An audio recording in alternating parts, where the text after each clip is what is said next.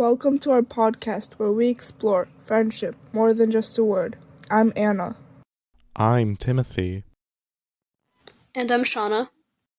So today we're diving into the complex world of friendship, especially through the lens of Toni Morrison and Sula, the Maggie Dietz poems, and asking, how do friendships survive change, conflict, and time? But first, let's get other people's definition of friendship. My little pony, what is friendship all about? My little pony, friendship is magic. I think a friendship is a really sweet relationship that you have with the people that surround you in your life, inside of school or outside of school. I have my very close friends, and my relationship with them is just, every time we see each other, we say hi, we talk about our day, about what's going on in our life. I think that's what friendship is to me. We'll also share some of our own personal experiences, the good, the bad, and the awkward. Just like any other friendship. In Sula, the friendship between Sula and Nell is intense. It's emotional and it's complicated. They meet as kids and they grow close together quickly. Tim, do you have anything to say on this?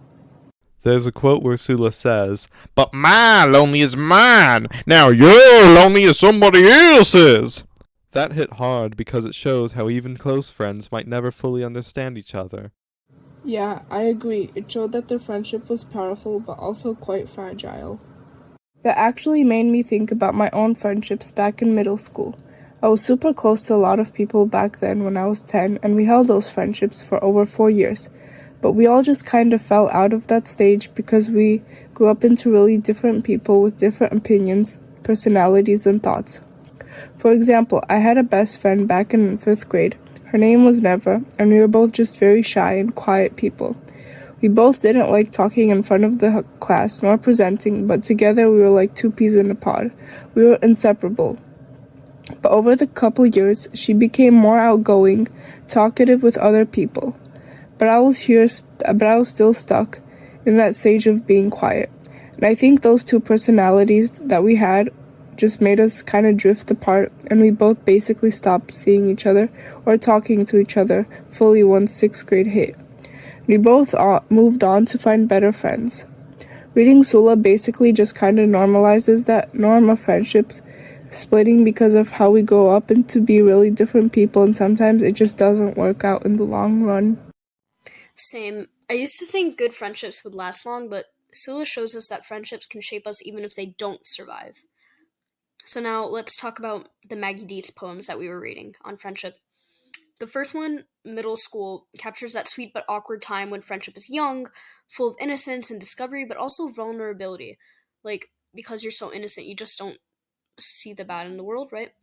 Maggie uses imagery like, to quote, wax paper cups of ice cream and wishes floating in the air, which reminds me of Nell and Sula's childhood bond, which was peaceful and fragile, similar to how it's pictured in that poem. Yeah, and I'd also like to add to the poem Persephone's Friends. It shows what happens when the bond breaks. That friends ghosted her, they blocked her and erased her presence. Similar to how Sula and Nell's friendship falls apart, it shows the betrayal and silence can hurt deeply. And the idea from middle school that early friendship is magic reminds me to cherish the small moments, because sometimes friendships don't last, but the memories do. This is all kind of reminding me of another close friendship I had back in middle school. I went to a private school before high school, and this info will be important further into the story. Anyways, back before COVID, in 2019, I became friends with this 5th grader, and he was one of my best friends in 6th grade. And I would enjoy talking and playing games with him on the school Chromebooks after school. We would laugh and tell jokes to each other, and just overall had a great time. Unfortunately, at the same time, he was struggling a bit in his classes and was having a hard time keeping up, which ended up with him having to move from a private school to a public school. I was extremely upset with the news and extremely depressed. I remember that day when he left, I cried on the way home to my mom and just vented out all my feelings. I was truly heartbroken because I really did cherish our moments and memories that we had together. So, do you think that you could be friends with someone who you haven't spoken to in a long time? Well, a situation where somebody could be reunited after, a lot of inactivity and friendship, and then it's just that friendship somehow renewing. Um, yeah, I think that's a fairly rare circumstance. So, I'll tell you a story. So, there was this guy I knew, right? This guy I met in the Evanston Go Club. His name was Roberto. He was a 10Q. And the day I met him at the Go Club, um, he said he said that he was reunited with somebody who he never met in 40 years. Roberto was an 80-year-old man. He didn't see this guy in 40 years. Reunited with him. And you know what he said? You know what Roberto told this man? He said, "It's great meeting you again. But today is Saturday, and I have Go Club." So I prioritized Go Club, and I went to Go Club. That's where I met Roberto. Yes, of course. Like, in fact, I just very recently I had that happen, where I reconnected with the person that I've considered to be my best friend for like nearly my entire life. We'd been super close considering that we're like, relatives, but we were like on and off with talking to each other over the years because of family drama.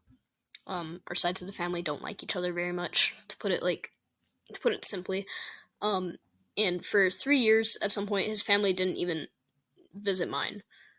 But those are factors beyond our control. But then we saw each other again. We caught up on like all the things that we missed. Like, oh, you're into like this new show or musical artist, things like that.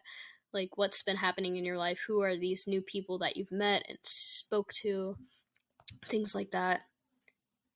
And then more drama erupted between his side of the family and mine. And then we also reconnected again. And I think that as long as you try hard enough, you can stay connected to anyone in any way. Like, you could literally send like telegrams to people or like notes via pigeon or something, and you could stay connected to that person if you are determined enough. If you just if you just remember what connected you guys in the first place, like what was the spark in your guys' friendship, and if you can remember that, if you can hold on to what started it all, then I think you're golden. Anyways, I think that's it for today, everyone. Thank you for listening, and we'll see you next time.